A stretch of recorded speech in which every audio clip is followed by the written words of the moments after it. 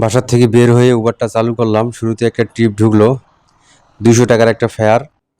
একটা আপু যাবে, ওই যে লাল জামা দ্বারা রয়েছে সেই আপুটাই যাবে। ভাই মেয়ে মানুষ নিতে চাই না, সেই মেয়ে মানুষই আসে। তবে বিসমিল্লার কাস্টমার, ছাড়বো না। মেয়ে হোক আর ছেলে হোক, নিয়ে চলে যাব। তা আপু যাবে টিএসসির মোড়। তা আপুকে রিসিভ করতে আসলাম, সময় লাগে নাই। এদিক কাছাকাছি ছিলাম, যাইতেছিলাম সাইনবোর্ড দিয়ে, সামনে চলে যাইতাম। মাউতল যাব, কিন্তু তার মধ্যে একটা কল ঢুকে পড়ছে। তো আজকের লাকটা ভালো হবে আশা করি ইনশাল্লাহ। রাইড বেশি করব না, অফিস শেষ করে বেড়াইছি মাত্র। 4 থেকে 5 ঘন্টা রাইড করব, আর বেশি করব না। ভাই রাইড করতে খুব একটা ভালো লাগে না, কিন্তু তারপরও করতে হয়, কিছু করার নাই। তো আগে আপুকে নিয়ে যাই। আবু বলতেছে একটু আস্তে ধীরে চাইেন। আমি বললাম কোনো সমস্যা নাই, আমরা মেয়ে মানুষ উঠলে এমনিতে আস্তে ধীরে চালাই। তো যাই বিসমিল্লাহির রহমানির রহিম। তা আপুকে নামাই দিই, কথা হচ্ছে আবার পরে। আপুকে নিয়ে আসলাম টিএসসির মোড়। ভাই রে ভাই, এখানে তো রিক্সার জন্য তো ভাই এখন রাজত্ব করে রিক্সাওয়ালা। মানে দেখেন রিক্সার কি অবস্থা। একটা গাড়ি আছে দেখেন, শুধু রিক্সা সিএনজি, সব অটো রিক্সা। মানে দেখেন কারবারটা। না একটা প্রাইভেট কার আছে, না একটা বাস আছে, না একটা কোনো বড় ধরনের কোনো গাড়ি আছে, সব দেখেন রিক্সা। মানে এত পরিমাণে রিক্সা ঢাকা শহরে এখন, মানে বাইক নিয়ে যে চালাটাই মুশকিল হয়ে গেছে। শুধু রিক্সা, যেদিকে তাকাবেন সেদিকে রিক্সা। তারপর খুব তাড়াহুড়া দেখতেছি।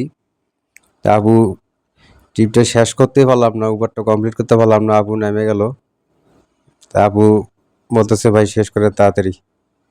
তো বাইকটা সাইড করে লই ভাই, রিক্সার জন্য এত পরিমাণ রিক্সা, পেছনে পুরাটাই জাম হয়ে গেছে রিক্সা, এত পরিমাণ রিক্সা। তো ভাই মানুষ ভাই টাকা যেমনি দেয় আর কি, আগে ভাঙতি টাকা দিছে, তো এখন 200 টাকা না একসাথেই দিছে। মানে টাকা, মাইয়া মানুষ তো টাকা ভাঁজ করে রাখে। তা আপুকে বলতেছি আপু ভিডিও করি, কোনো সমস্যা? আপু বললো না কোনো সমস্যা নেই, ব্লক করে। আমি বললাম হ ব্লক করি। না কোনো সমস্যা নাই। তো ভাই পারমিশন অবশ্যই নেওয়া দরকার, কেননা মেয়ে মানুষ, যাই কিছু বলেন মেয়ে মানুষের কাছে পারমিশন নিতে হয়। আপুকে নামানোর পরে একটা ট্রিপ আসছে, 70 টাকার একটা ফেয়ার। শাহবাগের মোড়েই ছিলাম। যাত্রী যাবে সামনেই, মাত্র 2.5 কিলো রাস্তা, পুরান পল্টন যাবে। তা আগে ভাইকে রিসিভ করি। তো ভাইকে রিসিভ করলাম, যাইতেছি পুরান পল্টন। আসলে ভাই ছোটো ট্রিপ মারতে ভালোই লাগে যদি রাস্তাঘাট ক্লিয়ার থাকে। আর যেহেতু আমি আজকে লং ড্রাইভ চালাবো না, তাই আজকে বড় ট্রিপ রিসিভ করবো না, সব শুধু ছোটো ট্রিপগুলো রিসিভ করব। তো রাস্তার দূরত্ব দেখাচ্ছে 1.3 কিলোমিটার। তো ভাইকে আগে নামিয়ে দেই, পরে কথা বলতেছি আবার। তো ভাইকে নিয়ে আসলাম পুরান পল্টন। রাস্তাঘাট পুরো ফাঁকা, শনিবার তো আজকে, রাস্তাঘাট খুব একটা জ্যামজট নাই। জ্যামজট পাইছিলাম ওই আপুটাকে যখন নিয়ে আসছিলাম, তখনই জ্যাম পাইছিলাম ভাই হানিফ ফ্লাইওভারের উপরে, সেই পরিমাণে জ্যাম পাইছিলাম। তো ভাইকে নিয়ে আসতে আমার সময় লাগে নাই, মাত্র 10 মিনিট সময় লাগছে। 2.5 কিলোমিটার রাস্তা। 70 টাকা ফেয়ার দেখাচ্ছিল, জানি না এখন ক টাকা দেখাবে। 70 টাকায় দেখাবে, অথবা 5 টাকা বাড়তে পারে, এরকমই হয়। 72 টাকা হচ্ছে। উবারে কম আসে না, বেশিই আসে, 2-1 টাকায় বেশি আসে, ডিসকাউন্ট দেয় না উবারে। যেহেতু আমরা গোপাস কিনে নেই, এই জন্য ডিসকাউন্ট দেয় না। তো ভাই ট্রিপটা কমপ্লিট করলাম, ভাঙতি টাকা নাই, টাকা ভাঙাইতে হবে। তো ভাই ট্রিপটা সব কমপ্লিট করলাম, দেখি নেক্সট ট্রিপ কোথায় পাওয়া যায়। ভাই ট্রিপটা সম্পূর্ণ করলাম, সম্পূর্ণ করার পরে সাথে সাথে একটু উবারে কল চলে আসলো, ভাই যাবে নন্দীপাড়া। রাস্তার দূরত্ব 6 কিলোমিটার, ফেয়ার দেখাচ্ছিল 160 টাকা। তো যাইতেছি ভাইকে রিসিভ করতে, সাথেই থাকুন। ভাইকে রিসিভ করে তারপরে আবার দেখা হচ্ছে আপনাদের মাঝে। তো ভাইকে রিসিভ করলাম, যাইতেছি নন্দীপাড়া, বাসাবো আর কি নন্দীপাড়া। তো ভাই বলতেছে ভাই আবার চলে আসবো, কোনো সমস্যা? আমি বললাম কোনো সমস্যা নাই, আপনাদের সেবায় আমরা নিয়োজিত, আমি তো ট্রিপেই মারবো। তা আপনি জিগালে আসেন, সমস্যা নাই, 5 মিনিট 10 মিনিট দেরি করেন, কোনো সমস্যা নাই, আবার নিয়ে আসবো। তো ভাই বললো আচ্ছা ঠিক আছে। তো ভাইকে নিয়ে যাই, কথা হচ্ছে আবার পরে। তো ভাইকে নিয়ে আবার রিটার্ন আসতেছি। কাহিনী যেটা হয়েছে, ভাই যে লোকের কাছে গেছিল, ওই লোক ভাই এমন একটা ঠিকানা দিছে, মানে খুঁজতে খুঁজতে পুরা হয়রান হয়ে গেছি একবারে। ভাই তো রাইগা পুরা ফায়ার। হ্যাঁ, তো অবশেষে বাইকে খুঁজে বের করছি। খুঁজে বের করার পরে ভাই 5 মিনিট তার সাথে কথা বলছে। কথা টথা বলার পরে আমাকে নিয়ে উনি একটা দোকানে বসলো। চা খাইলাম, ঠান্ডা খাইলাম, আরো অনেক কিছু। মোটামুটি ভালোই। দুজনে প্রায় 150 টাকা বিল করলাম। তো ভাই বিলটা দিয়ে দিল। মানে খুব ভালো একটা আপ্যায়ন করলো। আসলে আন্তরিকতা ভাই সবার মাঝে থাকে না। তো যার আন্তরিকতা থাকে তার মনটা অন্যরকম। তো ভাইকে রাইড দিয়ে খুব ভালোই লাগলো। ভাই অনেক খুব মানে ভাইয়ের ব্যবহারটা অনেক ভালো লাগলো। ভাই খুব ঠান্ডা মেজাজের একটা মানুষ। হ্যাঁ, যে লোকটার কাছে গিয়েছিল লোকটা আসলে এমন একটা ঠিকানা দিছে ভাই, খুঁজে বের করা বড়ই মুশকিল। তো ভাইকে নিয়ে আসলাম আবার সেই জায়গায়। তো ভাই আবার চা খাওয়ার জন্য খুব রিকোয়েস্ট করতেছে। আমি বললাম যে না ভাই, অলরেডি অনেক কিছু খাওয়াইছেন, শরবত খাওয়াইছেন আর ঠান্ডা খাওয়াইছেন, চা খাওয়াইছেন, আবার চা খাবো? তো ভাই বললো যে না, চা খেতেই হবে। তো ভাই অনেক রিকোয়েস্ট করলো। আমি বললাম যে চা খাবো না, অন্য কিছু খাবো। তো ভাইকে নামানোর পরে আমার উপরে আরেকটা ট্রিপ চলে যাচ্ছে। ভাই যাবে ধানমন্ডি। রাস্তার দূরত্ব দেখালো 5.6 কিলোমিটার। ভাড়া হচ্ছে 110 টাকা। তো ভাইকে রিসিভ করতে যাইতেছি। তো ভাই তো যে ভাইটা আপ ডাউন করলো, এমনি ওনার ভাড়া এমনি জেনুইন ভাড়া হয় 220 টাকা, কিন্তু ভাই আমাকে 300 টাকা দিল। অনেক আপ্যায়ন করলো। আসলে টাকাটা কোনো ম্যাটার না। ভাই অনেক আপ্যায়ন করছে, খুব ভালো একটা ব্যবহার দেখাইছে। আমি সন্তুষ্ট। টাকা পয়সা তো ভাই সবসময় কামাই, একটা ভালো ব্যবহার একজনের কাছ থেকে পাইলে ভাই নিজের কাছে অনেক ভালো লাগে। হ্যাঁ, ভাইয়ের মন মানসিকতা খুবই ভালো। ভাইয়ের এই সব দোকান, পাশে যে দোকানগুলো দেখছেন সব ভাইয়েরই দোকান। ভাই খুব একটা ভালো মানুষ। তা আল্লাহ ওনাকে আরো ব্যবসা উন্নতি করুক। তো যাইতেছি ভাইকে রিসিভ করার জন্য। তো ভাইকে আগে রিসিভ করে তারপরে আবার কথা হচ্ছে আপনাদের মাঝে। তো ভাইকে নিয়ে আসলাম ধানমন্ডি। সময় ভালোই লাগছে মোটামুটি। ভাই ধানমন্ডিতে অনেক জ্যাম, যে রিক্সা, এত পরিমাণে রিক্সা ধানমন্ডিতে রে ভাই, রে ভাই, মানে পুরা রাস্তায় তারা দখল করে গাড়ি চালায়। এই হয়েছে কাহিনি। তো দেখি ভাইয়ের ফেয়ার কত আসে। তো ভাইয়ের ফেয়ার হচ্ছে 160 টাকা।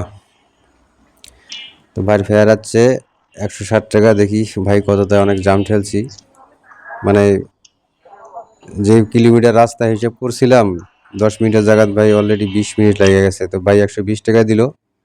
হুম তো ভাইকে বললাম ঠিক আছে ভাই, একটা রেটিং দিয়ে দিয়েন।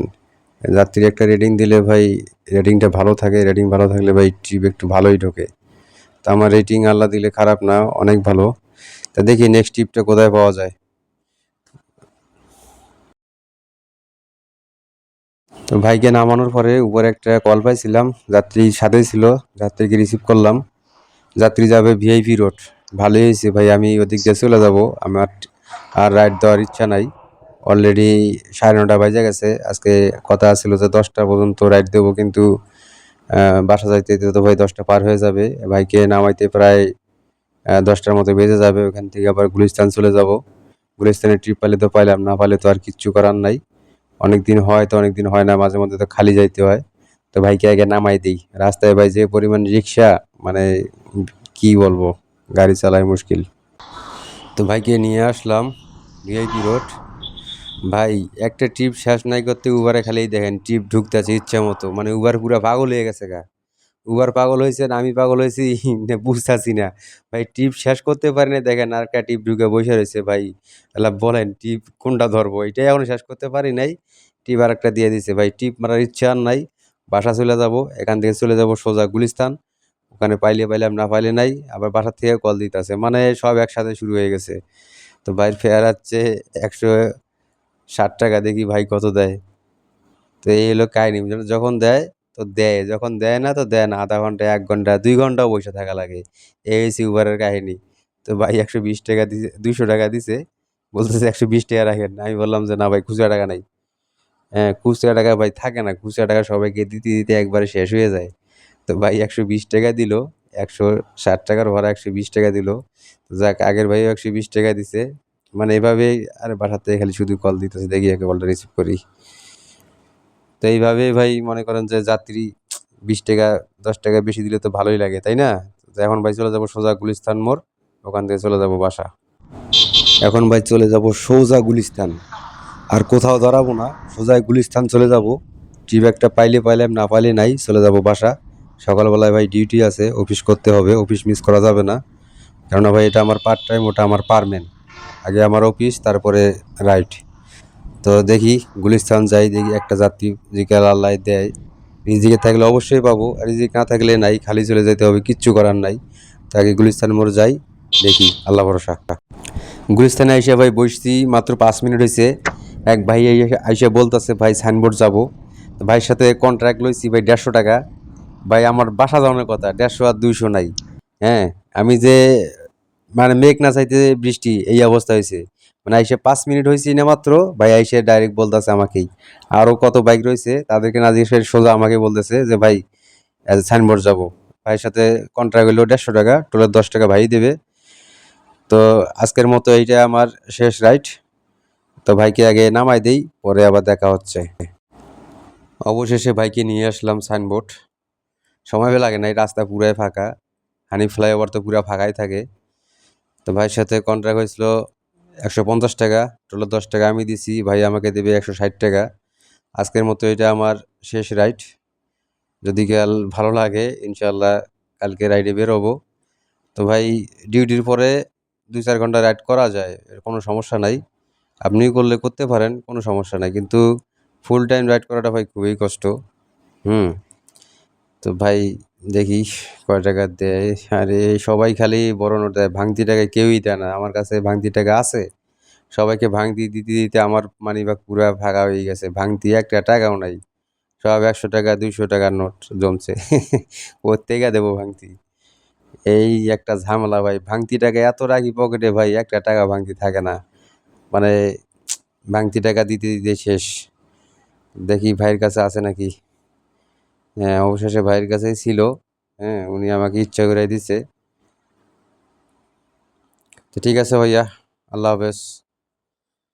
তো আজকের মতো রাইড এখানে ক্লোজ করে দেব। এখন চলে যাব সোজা বাসা। অলরেডি 10:30 বাজে গেছে, বাসা যাইতে যাইতে 11টা বাজবে। তো আজকের আমার ইনকাম টোটাল, হ্যাঁ, সব কিছু খরচ বরচ যা আছে সব কিছু বাদ দিলে মোটামুটি 600-700 টাকা থাকবে আর কি।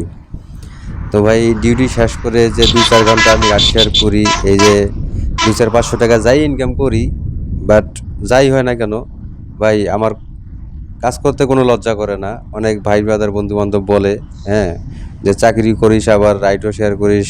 আমি বললাম যে কোনো সমস্যা নাই, আমার ভাই কর্ম করতে কোনো লজ্জা নাই।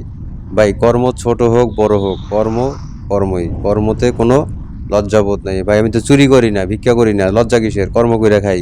কে কি বললো ওটা আমার দেখার কোনো বিষয় না। আমার কথা হলো আমি লিগ্যাল পথে থাকলেই আলহামদুলিল্লাহ, আল্লাহ যেভাবে রাখে আলহামদুলিল্লাহ। তো আমার এই ভিডিওটা যাদের সম্পূর্ণ যারা দেখছেন, যদি কাল ফেসবুক থেকে দেখে থাকেন অবশ্যই লাইক কমেন্ট শেয়ার করবেন। আর যারা আমার ইউটিউব চ্যানেল থেকে ভিডিওটা দেখছেন অবশ্যই আমার চ্যানেলটাকে সাবস্ক্রাইব করে পাশে থাকা বেল আইকনটি অবশ্যই বাজিয়ে দিন। তো আজকের মতো বিদায়, শুভরাত্রি, সবাই ভালো থাকবেন, আসসালামু আলাইকুম।